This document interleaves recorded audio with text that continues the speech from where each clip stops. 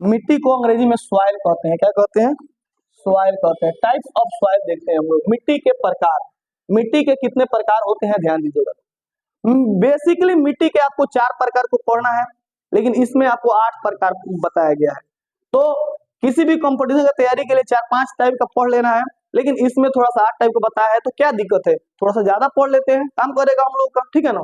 तो चलिए शुरू करते हैं। 1 नंबर जो पढ़ा रहे हैं आप लोग को हम, ध्यान दें, जलोढ़ मिट्टी। जलोढ़ मिट्टी सबसे उपजाऊ मिट्टी होती है। 1 नंबर पॉइंट नोट कीजिए। तो जलोढ़ मिट्टी सबसे उपजाऊ मिट्टी होती है, यानी इसमें सबसे ज्यादा उर्वरक क्षमता होती है।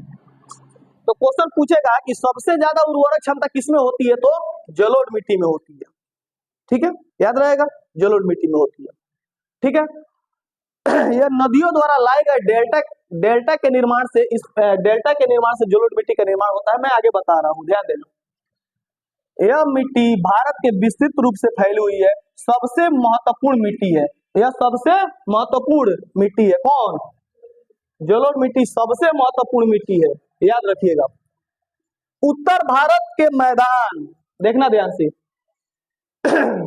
उत्तर भारत के मैदान पूर्णतः जलोढ़ मिट्टी से बने हैं। उत्तर भारत, ये उत्तर भारत के उत्तर से कि पंजाब हो, यहाँ पे उत्तर है ना, पंजाब हो गया, हरियाणा हो गया, उत्तराखंड हो गया, दिल्ली हो गया, या आपका यहाँ पे चंडीगढ़ हो गया, है ना, समझ रहे ना। तो ये सभी उत्तर भारत में जो जो राज्य आते हैं, उत्तर भारत में जो जो क्षेत्र आते हैं, उन सभी क्षेत्रों में कौन सी मिट्टी पाई जाती है?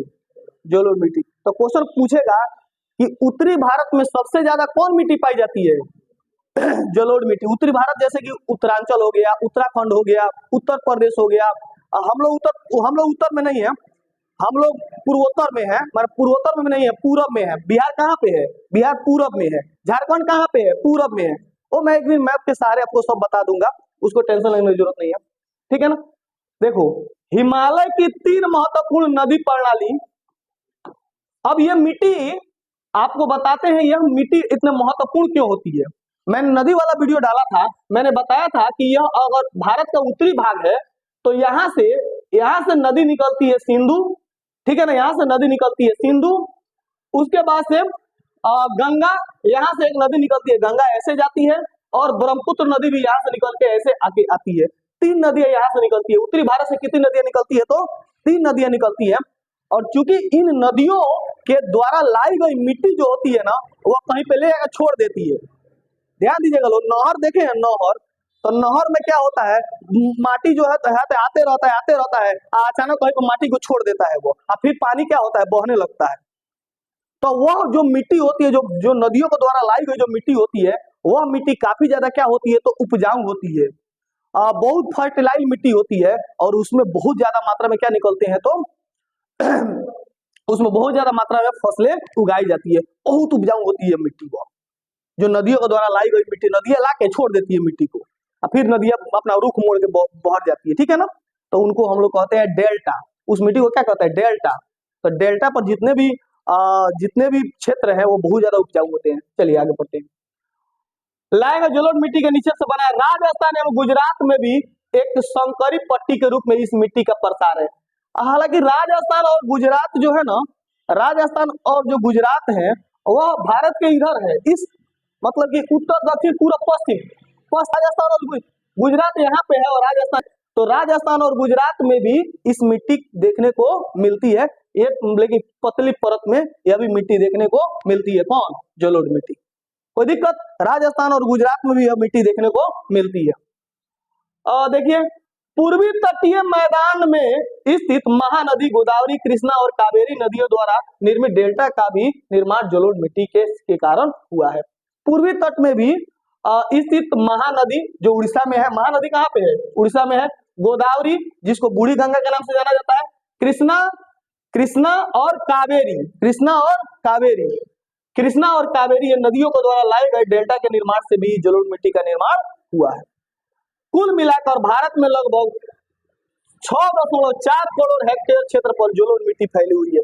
तो क्वेश्चन पूछेगा कि जलोढ़ मिट्टी भारत में कितना करोड़ हेक्टेयर पर फैली हुई है, तो कहिएगा 6.4 करोड़ हेक्टेयर क्षेत्र पर जलोढ़ मिट्टी का विस्तार है। तो बस एक ऑब्जेक्टिव याद कीजिए, तो कितने करोड़ हेक्टेयर पे जलोढ़ मिट्टी का निर्माण है? 6.4 करोड़ हेक्टेयर भूमि पर किसका विस्तार है? तो जलोढ़ मिट्टी का विस्तार है। कोई दिक्कत? चलिए आगे बढ़ते हैं हम लोग।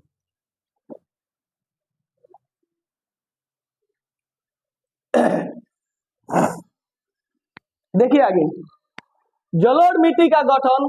अच्छा, जलोढ़ मिट्टी बनी कैसे है? बालू, सिल्ट, मृत्तिका के विभिन्न अनुपात में होने से बनी है। इसका रंग धुंधला से लेकर लालिमा लिए भूरे रंग का होता है। जलोढ़ मिट्टी कैसी होती है? तो थोड़ा सा धुंधला से लेकर लालिमा लिए भूरे रंग का होता है। तो इस मिट्टी का रंग कैसा होता है? तो कहिएगा कि सर धुंधला से लेकर लालिमा लिए हुए भूरे रंग का रंग होता है। किस मिट्टी का? तो जलोढ़ मिट्टी का। कोई दिक्कत? आगे बढ़े।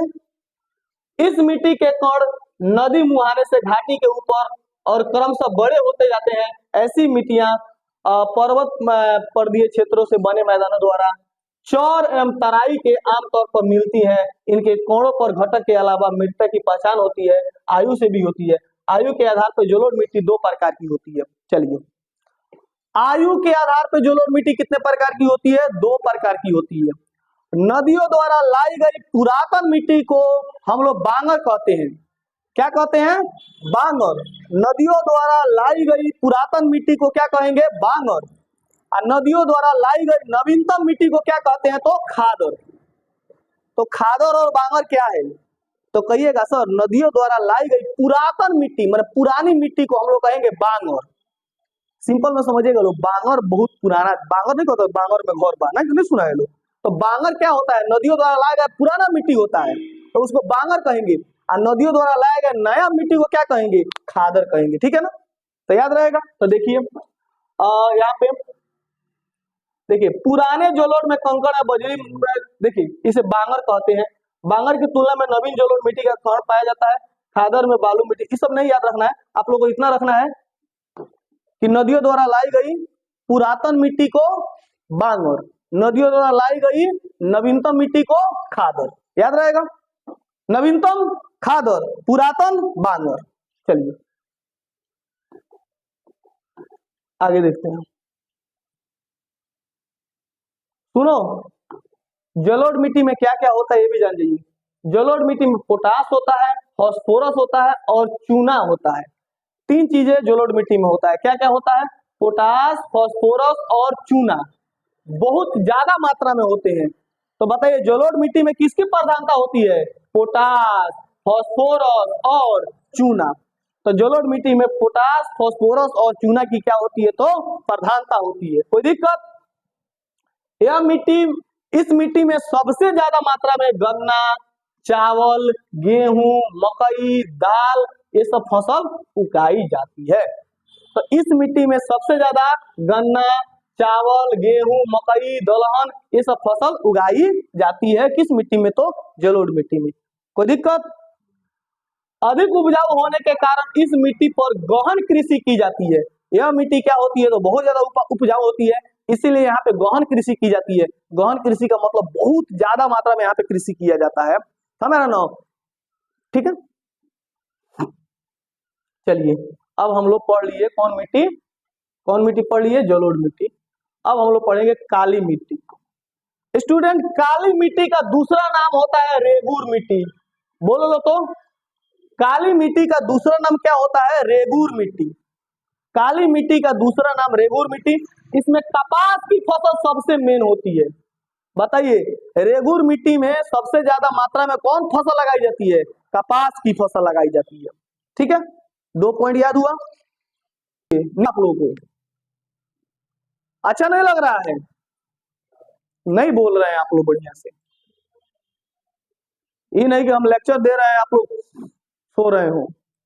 आए चलिए देखिए बोर्ड पे, काली मिट्टी का दूसरा नाम क्या होता है? रेगूर मिट्टी। इसमें सबसे ज्यादा मात्रा में कौन फसल लगाई जाती है? कपास की फसल। चलिए आगे देखते हैं। इस मिट्टी का रंग कैसा होता है? तो काला।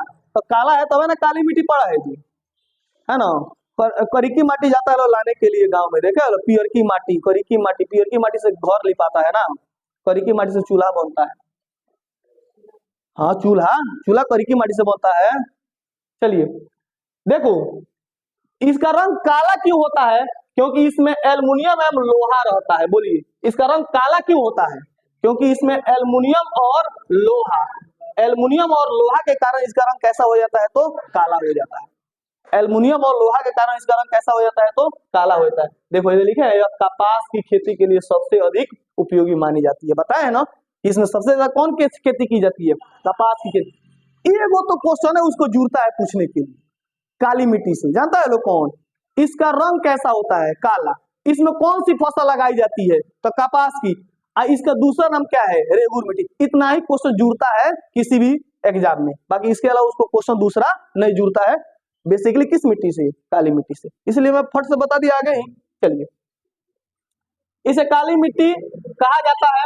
भारत में यह मिट्टी लगभग सेम मात्रा में काली मिट्टी पाई जाती है। 6.4 करोड़ हेक्टेयर पे जलोढ़ मिट्टी भी था ना जी, अरे हाँ या ना।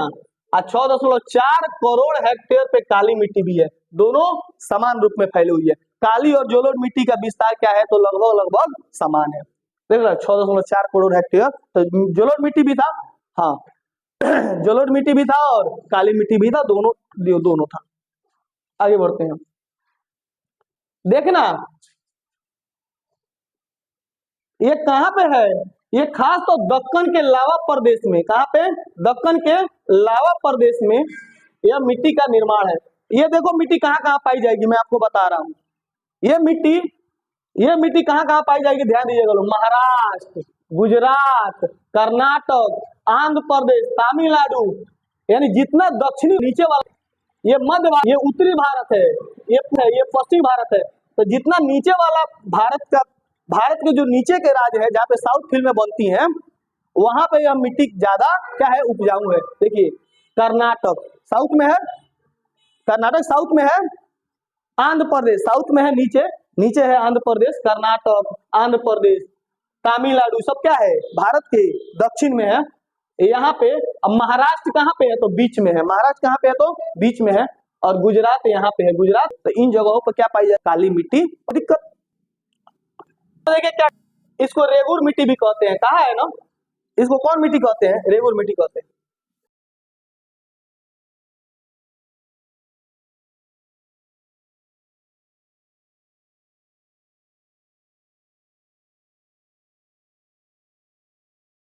इस मिट्टी की सबसे बड़ी विशेषता है कि इसमें नमी के धारण करने की क्षमता अधिक होती है। सुनो, काली मिट्टी से जानते हैं लोग चूल्हा क्यों बनाया जाता है? क्योंकि बड़ी पानी सोखता है। यह क्या सोखता है? तो पानी सोखता है। तो ये नमी ज्यादा धारण करता है, यह नमी ज्यादा धारण करता है। एक एग्जाम्पल बताएं याद रखने के लिए। यह मिट्टी क्या करता है? बहुत ज्यादा नमी सोखता है। तो याद रखिएगा, इसमें नमी सोखने की क्षमता क्या होती है? तो बहुत ज्यादा होती है। इस मिट्टी में कैल्शियम कार्बोनेट, मैग्नीशियम, पोटास और चूना जैसे पौष्टिक तत्व पाए जाते हैं। बताइए इस मिट्टी में क्या क्या पाया जाएगा? कैल्शियम कार्बोनेट CaCO3, मैग्नीशियम पाया जाएगा, पोटास पाया जाएगा और चूना पत्थर को क्या कहते हैं? CaO कहते हैं। पोटास, मैग्नीशियम, ये सभी चीजें किसमें पाई जाती है? तो काली मिट्टी में पाई जाती है। इस बात को आपको याद रखना है। एक क्वेश्चन जो बहुत ज्यादा इंपॉर्टेंट है, उसको आप लोग लिख लीजिए कि इस मिट्टी में फास्फोरस की कमी होती है। किसकी कमी होती है? फास्फोरस की। तो देखिए फास्फोरस की कमी रहती है इस मिट्टी में। किसकी कमी रहती है? तो फास्फोरस की कमी रहती है। तो काली मिट्टी में क्या नहीं होता है? फास्फोरस की कमी होती है। याद रहेगा। चलिए, शुष्क एवं गर्मी मौसम में इसमें दरारें पड़ जाती हैं, जिससे अच्छी तरह से वायु मिश्रण हो पाता है। देखो जब ज्यादा देखे हैं ना, जब ज्यादा गर्मी पड़ता है तो मिट्टी में दरार पड़ जाता है। दरार क्यों पड़ जाता है? ताकि नमी अंदर तक, वायु अंदर तक जा सके। समझ रहे ना। किंतु गीली होने के साथ ही यह मिट्टी चिपचिपी हो जाती है। यह मिट्टी कैसी होती है? चिपचिपी हो जाती है। तब है ना, इसको क्या किया जाता है? आराम से लिपा इसी किया जाता है। अरे जी, और देहात में नहीं पोतते हैं लोग इसी पर, टाटी पर। तो टाटी पर पोतते हैं लोग ना, चिपचिपा हो जाता है तो चिपक जाता है ना, तो चिपक जाता है। अतः मानसून के प्रभाव बौछार से ही जुताई कर दिया जाता है। कम वर्षा के क्षेत्रों में भी अत्यधिक ऑक्सीकृत होने के कारण बिना सिंचाई के कपास की खेती होती है। किसकी खेती होती है? कपास की खेती होती है। ये सभी चीजें आप लोगों को माइंड में रखनी है। चलिए एक और मिट्टी का प्रकार बता दे रहे हैं, बाकी कल बताएंगे। तीसरा पढ़ा देते हैं लाल एवं पीली मिट्टी। लास्ट पढ़ा देते हैं लाल और पीली मिट्टी, अगला जो रहेगा वो नेक्स्ट डे कराएंगे। लाल और पीली मिट्टी के बारे में, पीली मिट्टी पियर की माटी से घर लिपा जाता है, लाल मिट्टी ना जी, पियर की मिट्टी से कुछ लिपा जाता है, घर लिपा जाता है। ऐसा जरूरी नहीं हम लोग घर लिखते हैं, जिसके यहाँ फर्श टाइल सब लगा हुआ है, कोई घर में मिट्टी लाएगा? नहीं लाएगा। टाइल लगा हुआ है तो उसके ऊपर थोड़े लाके उसको पोतेगा पियर की माटी से। यहाँ पे देखिए, देखिए यहाँ से इस प्रकार की मिट्टी का विकास प्रायद्वीपीय भारत के पूर्वी एवं दक्षिणी हिस्से में रवेदार अग्नेय चट्टानों के समांतर 100 सेंटीमीटर कम वर्षा वाले क्षेत्रों में हुआ है। तो इस मिट्टी का निर्माण कहाँ पे होता है? जहां पे 100 सेंटीमीटर से कम वर्षा होती है, जहां पे 100 सेंटीमीटर से कम वर्षा होती है, वहां पे कौन मिट्टी का निर्माण हुआ है? तो लाल एवं पीली मिट्टी का निर्माण, सॉरी हाँ, लाल एवं पीली मिट्टी का निर्माण हुआ है, ठीक है ना। और कौन चट्टानों को टूटने से? अग्नेय चट्टानों को टूटने से। कौन चट्टानों को टूटने से? तो अग्नेय चट्टानों के टूटने से। कोई दिक्कत? जल योजन के पश्चात यह मिट्टी पीले रंग की हो जाती है। बहुत ज्यादा जब जल धारण कर लेती है तो इस मिट्टी का रंग कैसा हो जाता है? पीला हो जाता है। मूल रूप से ग्रेनाइट, नीस, रवेदार अग्नेय चट्टानों को विघटित रूपांतरित होने से इस मिट्टी का क्या होता है? तो निर्माण होता है। इसका विस्तार भारत के कुल कृषि का 7.2 करोड़ हेक्टेयर है। ये 7.2 करोड़ हेक्टेयर में फैली हुई है। वाह, जलोढ़ मिट्टी से ज्यादा फैली हुई है, लेकिन क्या है? उपजाऊ कम होती है, ठीक है ना। तो 7.2 करोड़ हेक्टेयर में इस भूमि को पाया जाता है। कोई दिक्कत? लाल एवं पीली मिट्टी के प्रसार तमिलनाडु में देखने को मिलेंगे, कर्नाटक में, गोवा के, दक्षिणी आंध्र प्रदेश, उड़ीसा, छोटा नागपुर के पठार एवं मेघालय के पठार में। तो ये सभी जगह क्या पाई जाती है? तो लाल एवं पीली मिट्टी पाई जाती है। छोटा नागपुर का जो पठार है वहां पे क्या पाया जाएगा? तो लाल एवं पीली मिट्टी पाया जाएगा। जैव पदार्थों की कमी के कारण यह मिट्टी जलोढ़ एवं काली मिट्टी की अपेक्षा कम उपजाऊ होती है। इसमें जैव पदार्थ की क्या होती है? तो कमी होती है। बताइए इस मिट्टी में किसकी कमी होती है? जैव पदार्थ। काली में कमी होती है की। काली मिट्टी में किसकी कमी होती है? फास्फोरस की। याद रखिएगा। इस मिट्टी में सिंचाई व्यवस्था कर चावल, बाजरा, मक्का, मूंगफली, तंबाकू फसल का उत्पादन किया जाता है। अगर सिंचाई अच्छा से कर दिया जाए तो कौन सी उगेगा इसमें? चावल, बाजरा, मक्का, मूंगफली, तंबाकू, ये सब उगाया जा सकता है। अब हम लोग देखते हैं लेटराइट मिट्टी के बारे में। किसके बारे में? लेटराइट मिट्टी के बारे में। और लेटराइट मिट्टी को पढ़ने देखे। लेटराइट शब्द की उत्पत्ति ग्रीक भाषा के लेटर शब्द से हुई है। कहां से हुई है? लेटर शब्द से, जिसका अर्थ होता है ईंट। तो क्वेश्चन पूछेगा कि लेटराइट शब्द की उत्पत्ति किस भाषा से हुई है? तो कहिएगा कि यह ग्रीक भाषा से हुई है, जिसका अर्थ क्या होता है? तो जिसका अर्थ होता है ईंट।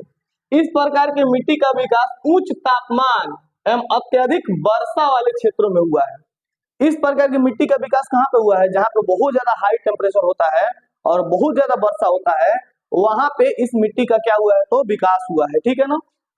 भारत में इस मिट्टी का विकास 1.3 हेक्टेयर से भी अधिक भूभाग पर है।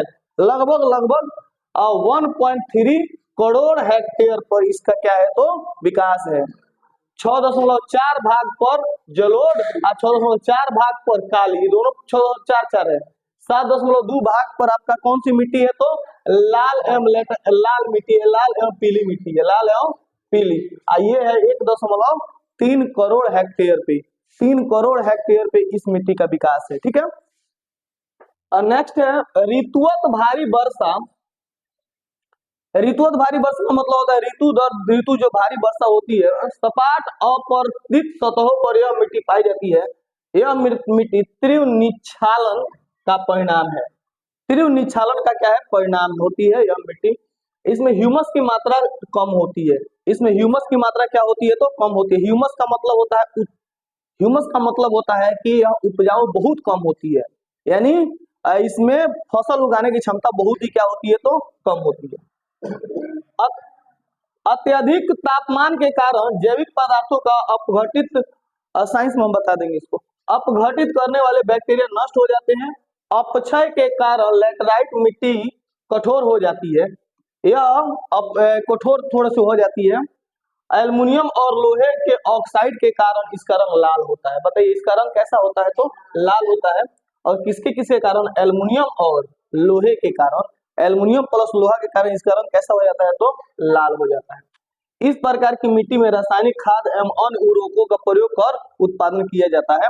यानी इस मिट्टी में जो हम लोग रासायनिक खाद और उर्वरक का प्रयोग करते हैं तो इसका हम लोग खेती कर सकते हैं। कर्नाटक, केरल, तमिलनाडु, मध्य प्रदेश और उड़ीसा तथा असम की पहाड़ियों में लेटराइट मिट्टी का विस्तार मिलता है। कहाँ का मिलता है? कर्नाटक, केरल, तमिलनाडु, मध्य प्रदेश और उड़ीसा तथा असम की पहाड़ियों में लेटराइट मिट्टी मिलती है। याद रहेगा, इन सभी जगह लेटराइट मिट्टी मिलती है।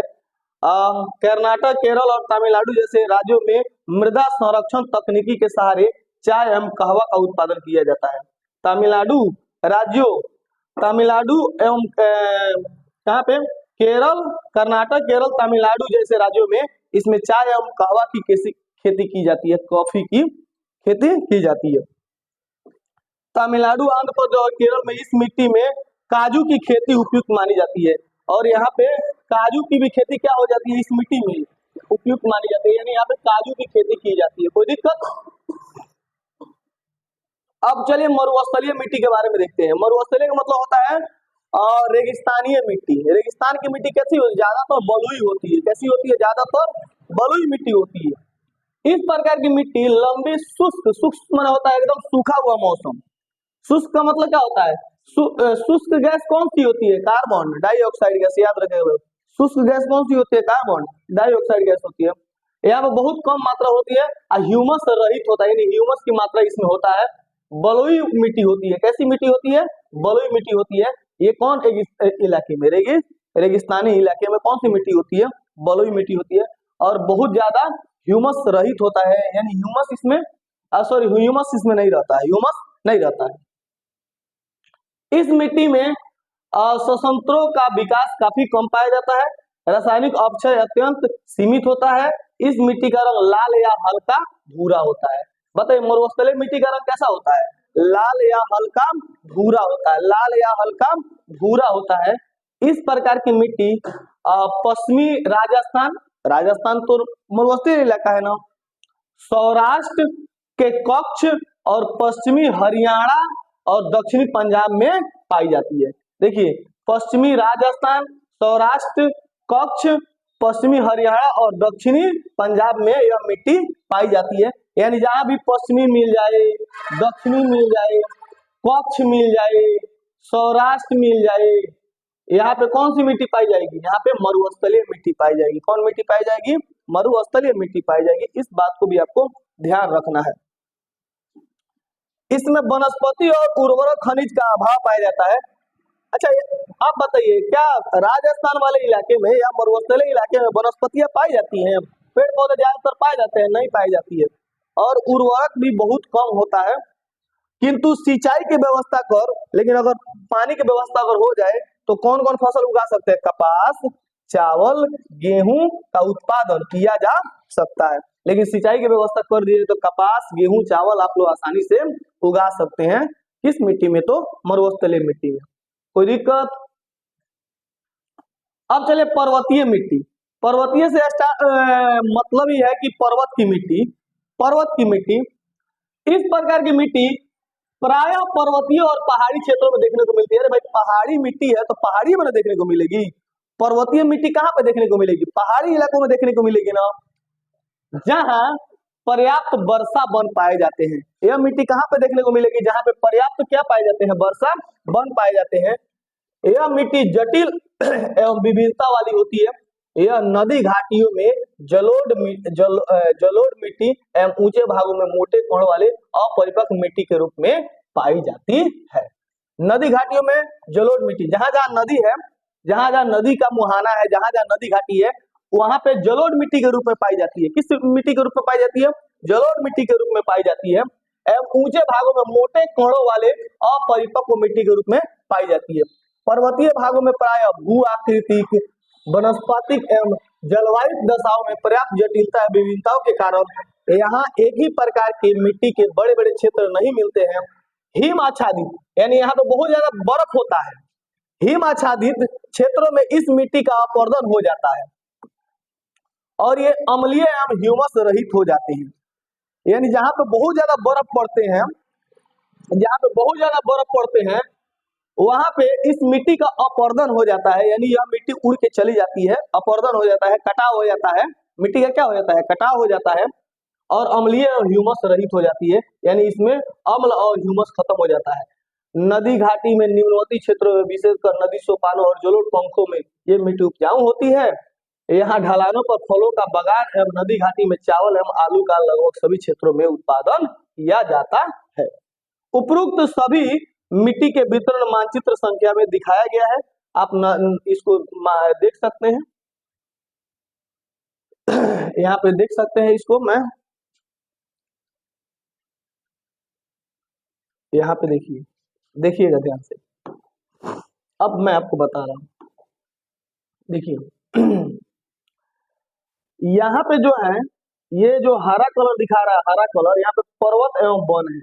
तो जहां जहां हरा है, ये क्या है, तो पर्वत एवं वन है। ये वाला इलाका सबसे ज्यादा क्या है, पर्वत एवं वन है। यहाँ क्योंकि ये हिमालय पर्वत है, ये यहाँ से यहाँ तक क्या है, यहाँ से यहाँ तक हिमालय पर्वत है, ये हिमालय पर्वत का एरिया है।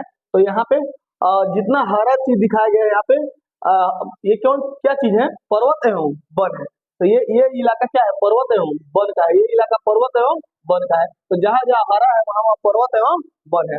तो ये देखो, ये इलाका है जम्मू कश्मीर का, ये जम्मू कश्मीर है, लेह लद्दाख है, यहाँ से ये नेपाल है, ये क्या है हमारा नेपाल है, और यहाँ से यहाँ तक हिमालय फैला हुआ है, हिमालय यहाँ से यहाँ तक क्या हुआ है, फैला हुआ है, समझ रहे ना। तो ये पर्वत एवं वन यहाँ पे पाए जाते हैं। आगे देखिए, जलोढ़ मिट्टी को इससे दिखाया गया है। तो आपको बताया है कि ये वाला एरिया जो आप देख रहे हैं, ये वाला एरिया, ये वाला एरिया, ये वाला एरिया, ये कौन एरिया है, तो ये है जलोढ़ मिट्टी का एरिया। ये कौन मिट्टी का एरिया है, ये जलोढ़ मिट्टी का एरिया है। तो आप मैप में आसानी से देख सकते हैं कि ये वाला एरिया जो देख रहे हैं, ये वाला एरिया, ये सब जलोढ़ मिट्टी है। क्यों? क्योंकि यहाँ से ये सिंधु नदी निकलती है, यहाँ से ब्रह्मपुत्र नदी निकलती है, यहाँ से गंगा नदी निकल के ऐसे आती है। तो इनके हाँ, कोसी नदी यहाँ पे है, बिहार में है। तो यहाँ से सिंधु नदी निकल रही है, ये ब्रह्मपुत्र नदी निकल रही है, गंगा नदी निकल रही है। अब आप बताइए, ये जब यहाँ से नदियां जब निकलती हैं, तो ये जब नदियां निकलती है, तो यहाँ की मिट्टी कैसी होगी, उपजाऊ होगी। तो यहाँ पे जलोढ़ मिट्टी का विस्तार है। कौन मिट्टी का विस्तार है, जलोढ़ मिट्टी का विस्तार है। तो यहाँ पे देख सकते हैं, ये क्या है हमारा, ये हमारा है गुजरात, और ये हमारा क्या है, ये हमारा है राजस्थान, समझ रहे ना। ये गुजरात हो गया, ये हमारा राजस्थान हो गया, ये मध्य प्रदेश है। ये कौन इलाका है हमारा, मध्य प्रदेश है। और यहाँ पे देखिए, ये सब, ये यहाँ पे उत्तर प्रदेश है, ये उत्तराखंड है, यहाँ पे पंजाब हो जाएगा, समझ रहे ना। तो ये सभी इलाकों में कौन सी मिट्टी पाई जाती है, तो जलोढ़ मिट्टी पाई जाती है। आप यहाँ पे, ये यहाँ पे बिहार, यहाँ पे बिहार भी है हमारा, यहाँ पे बिहार है हमारा, ठीक है। तो इस सभी इलाकों में आपका ये जलोढ़ मिट्टी पाई जाती है, ठीक है, कोई दिक्कत। ये जो लाल कलर दिखाया गया ना, यहाँ पे लाल एवं पीली मिट्टी है, जो ये लाल कलर दिखाया गया ना, तो लाल एवं पीली मिट्टी है। तो ये एरिया देखो, ये एरिया, ये है छत्तीसगढ़ का एरिया। यहाँ पे कौन मिट्टी है, छत्तीसगढ़, झारखंड, ये सब मिट्टी कौन मिट्टी है, तो लाल मिट्टी है। यहाँ पे दक्षिणी भारत देखो, यहाँ पे तमिलनाडु, कर्नाटक, ये है, ये हमारा ये केरल, ये सब जगह कौन सी मिट्टी पाई जाती है, तो लाल मिट्टी पाई जाती है। तो लाल मिट्टी का विस्तार देखो, सब ये लाल मिट्टी देख रहे हो ना आप लोग, ये सभी लाल मिट्टी यहाँ पे पाई जाती है, कोई दिक्कत। ये सभी जगह लाल मिट्टी पाई जाती है। उसके अलावा आप लोग देख लीजिए, काली मिट्टी, ये इलाका कौन है, मध्य प्रदेश का। ये यहाँ पे कौन मिट्टी पाई जाती है, काली मिट्टी पाई जाती है। और यहाँ पे ये सब काली मिट्टी पाई जाती है। यहाँ पे लेटराइट मिट्टी, और यहाँ पे शुष्क, जहाँ पे पीली पीली है ना, पीला, थोड़ा थोड़ा पीला है, तो यहाँ पे शुष्क एवं शुष्क मिट्टी पाई जाती है।